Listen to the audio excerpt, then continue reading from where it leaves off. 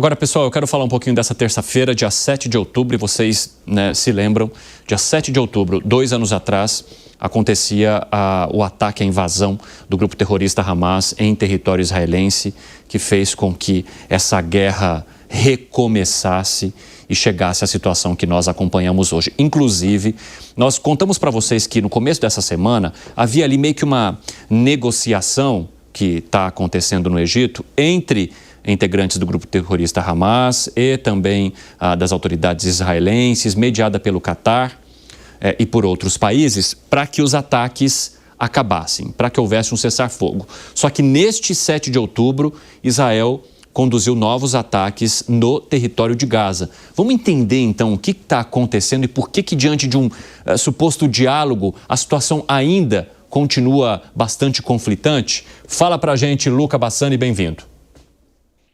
Boa tarde a você, Evandro, a todos que nos acompanham. Realmente estávamos juntos nessas coberturas históricas do começo da guerra há exatos 2 anos. Um conflito que começou com um cruel ataque terrorista por um grupo palestino, o Hamas, e acabou vitimando o maior número de judeus em um único dia desde o Holocausto, e depois fez com que a resposta também muito intensa, muito forte e, na visão de muitos, desmedida de Israel, promovesse a morte também de milhares de palestinos de uma crise humanitária na faixa de Gaza. Nós sabemos muito bem que o presidente Donald Trump tem tentado fazer com que aquele plano em 21 pontos saia do papel durante estas próximas semanas e que essa guerra não alcance o seu próximo aniversário de 3 anos. No começo dessa semana, após um sinal positivo do Hamas em libertar os reféns remanescentes, muitos acreditavam que poderia ser uma semana não de comemoração, pensando nas vítimas apenas que padeceram, mas também olhando para um horizonte de reconstrução de Gaza ou de retorno daqueles reféns aos seus familiares.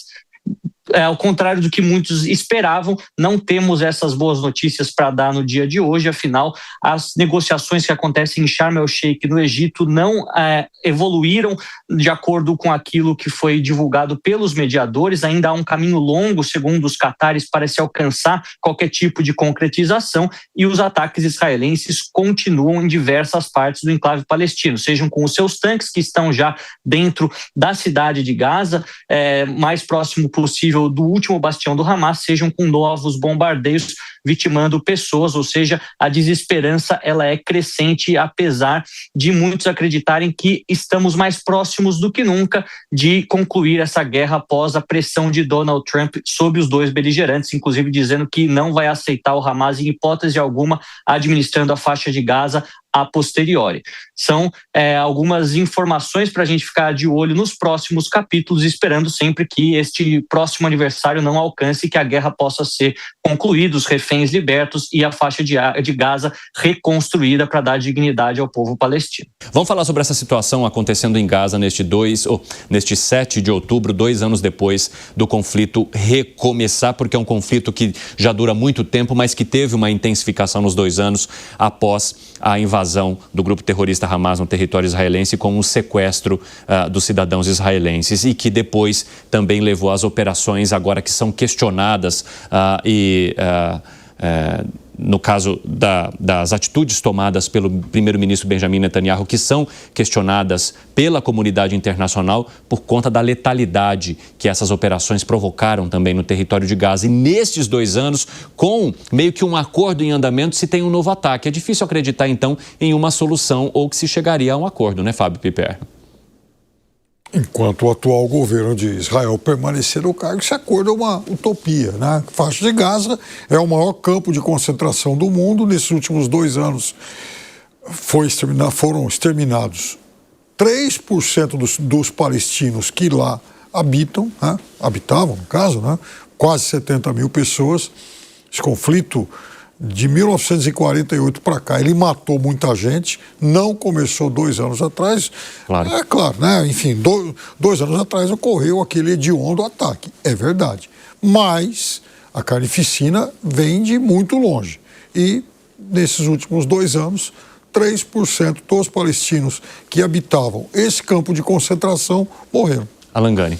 Olha, a situação muito complicada. É claro que o plano do Trump traz algum tipo de esperança, é algo concreto, propõe a solução de 2 estados, mas não é uma situação simples, né? Do lado você tem o governo do Benjamin Netanyahu, que teve todo o direito de se defender do que ocorreu no dia 7 de setembro, há 2 anos, mas evidentemente que essa defesa ela tem passado dos limites também. Uma série de mortes de civis, a gente tem algumas imagens, inclusive, de atirando em civis para matar, impedindo ajuda humanitária, isso se configura crime de guerra. Por outro lado, você tem o Hamas, né, que é difícil acreditar que eles aceitam esse acordo do Donald Trump e vão se manter ali pela paz, né? Não vão atacar novamente Israel. É muito difícil você acreditar que um grupo terrorista vai aceitar isso. É uma situação muito complicada, mas pelo menos